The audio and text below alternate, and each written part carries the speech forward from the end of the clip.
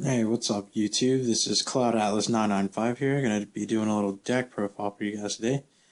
This one is actually on a spirit deck that I started to run. Well, I haven't used it yet, but it's actually my friend's, and he's been letting me use a bunch of his cards and stuff. Like when I first started, and I never gave his cards back. But he had this deck already built in there, but he never really used it.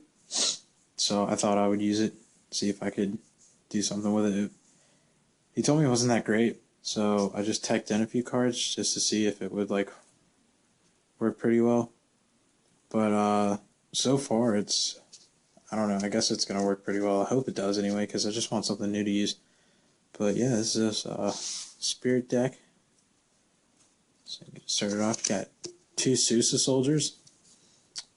He's alright. It's just really the only thing that I don't know. He's like 2000, but his effect kind of sucks. It just halves the attack, battle damage. Yaksha. Yaksha's alright.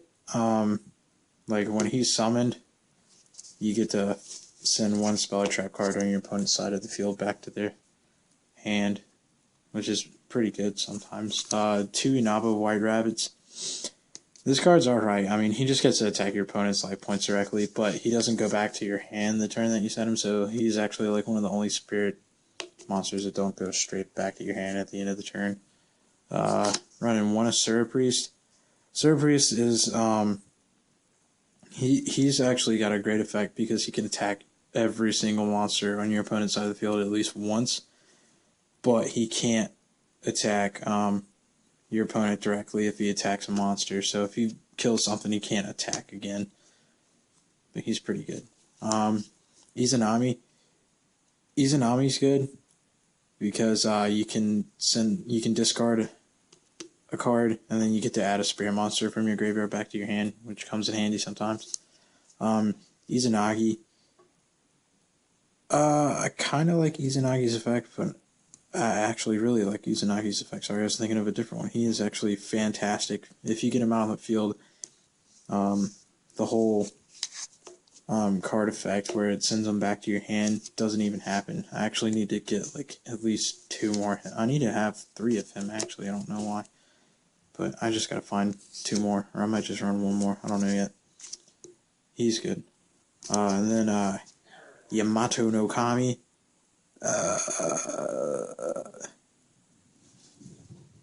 Blah, blah, blah. Oh, if he destroys a monster, you destroy a spell or trap card. That's pretty nice. Sorry, I was trying to read his. I haven't read his before. Yamada Dragon. Yamada Dragon is good because he can, crap. When you inflict life point damage, you get to draw cards until you have 5 cards in your hand. So if you're running low on cards and you got him out on the field, you can get some. Hinokagu Suchi. I don't know. These cards have some pretty crazy names. But if he inflicts battle damage to your opponent's life points, your opponent must draw all cards in his or her hand during the next draw phase before they draw. Hold up. Oh, discard, my bad. Sorry. Dyslexia makes you read funny. Discard. So that's actually pretty good. If he can attack directly, they have to pretty much pitch their whole hand.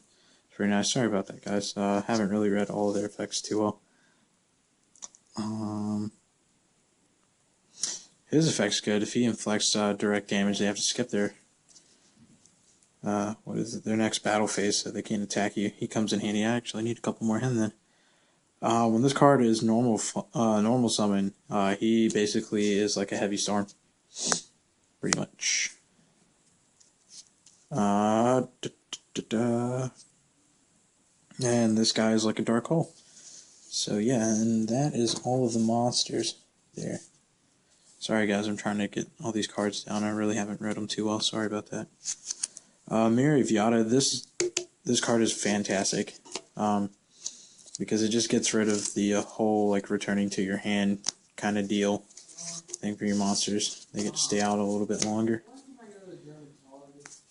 Got 2 Swords of Kusanagi.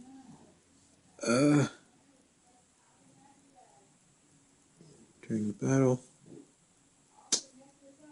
Oh yeah. If you equip this card to a monster and you attack another monster that's in defense position, but their defense is lower than the attack, then you inflict the difference. It's basically like piercing damage, but when the card that it's equipped to is sent to the graveyard, sent back to your hand, this card goes into the graveyard, but then it gets returned to your hand. So basically, you just get to use it over and over and over again. Running two creature swap. Everybody should know what that does. Alright. One Orb of Yasaka. When you equip it to a monster and it destroys an opponent's monster and sends it to the graveyard, you gain life points equals to the monster's original attack. So that card comes in real handy since you lose a lot of life points and stuff using this deck because you don't really have too many cards on your hand. But this one has the same thing as the sword. When it goes to the graveyard, it just comes right back to your hand. Mausoleum of the Emperor. You can normal summon rare set monsters without tributing by paying 1,000 life points. This comes in handy because you can't special summon like any of the spirit monsters, so that comes in handy. Springer Rebirth is great because every time monsters return from the field to your owner's hand, you gain 500 life points. And there's a lot of that happening with this deck, so you gain a lot of life points. And then you got a Dark Hole, got Soul Exchange, Swords of Revealing Light just for that added protection. And that is all of these spells. On to the traps. Got Spirit's Invitation. Each time a spirit monster returns to your hand, you can select one monster on your opponent's side of the field and return it to its owner's hand, but you have to pay 500 life points during each of your standby phases, and if you can't, then it's destroyed. That comes in handy if you have, what is that called? Spring of Rebirth. It lets you, basically it'll just like negate that card's effect pretty much, and you can start sending cards back. It's pretty great. Metal Reflect Slime. After activation, special summon this card in defense position. It's treated as an effect monster card. Aqua type, water, level 10, attack 0, defense 3,000. This card can't attack, and this card is still treated as a trap card. This is just for basically like your added defense.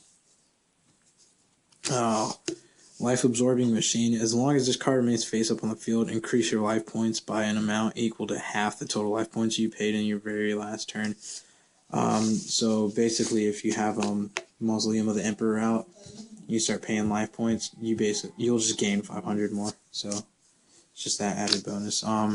Ultimate Offering. Everyone knows what that does. You got Bottomless, Compulse. Secret Rare Magic Cylinder, Torrential Tribute, and a Mirror Force. Alright, well, that would be my spirit deck. Sorry about the whole mishaps about me trying to read the cards. I know you guys normally watch deck profiles and try and, actually kind of learn something about the deck, but hopefully this deck will work good. If you guys have any suggestions on what you think might work better in this deck, don't be scared to drop a couple comments down below. Always hit that like and subscribe button, and I will catch you guys in the next video.